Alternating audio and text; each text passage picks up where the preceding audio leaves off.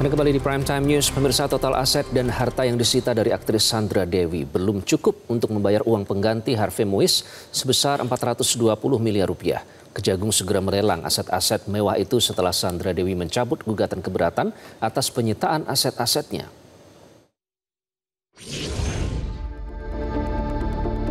Puluhan tas hingga kendaraan mewah milik Sandra Dewi ini belum cukup untuk membayar uang pengganti untuk suaminya yang merupakan terpidana korupsi timah Harvey Muiz.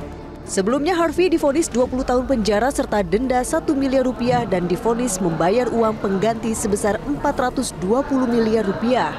Namun total aset dan harta yang disita oleh Kejagung dari Sandra Dewi belum cukup untuk membayar uang pengganti itu. Hal ini diungkapkan oleh penyidik Kejagung Max Jefferson saat sidang keberatan penyitaan aset yang diajukan Sandra Dewi. Kubu Sandra Dewi sebelumnya bersikeras bahwa tas mewah hingga uang di rekening deposito didapat dari hasil kerja Sandra sebelum menikah dengan Harvey. Sandra Dewi pun mengajukan gugatan atas penyitaan aset-asetnya. Namun pada akhirnya Sandra Dewi merelakan hartanya disita. Dengan dicabutnya otomatis kan barang bukti yang dipermasalahkan sudah clear. Dan perkara ini kan sudah inkrah.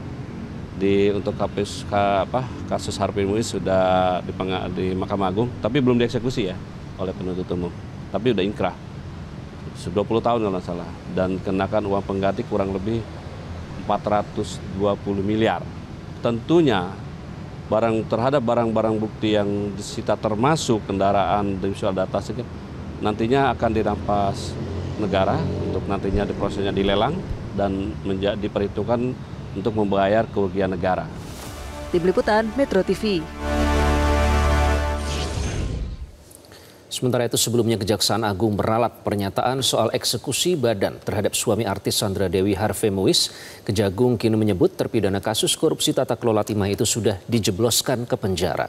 Vonis untuk Harvey Muiz sudah berkekuatan hukum tetap setelah Mahkamah Agung menolak kasasi suami artis Sandra Dewi itu dalam kasus korupsi tata kelola timah.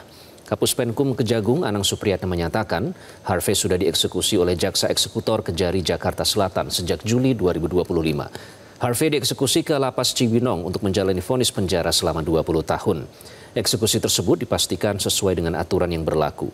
Hakim juga memutuskan aset-aset Harvey dirampas untuk negara. Selain aset atas nama Harvey, ada juga aset Sandra Dewi yang dirampas, antara lain mobil, perhiasan, dan tas-tas mewah dari berbagai merek.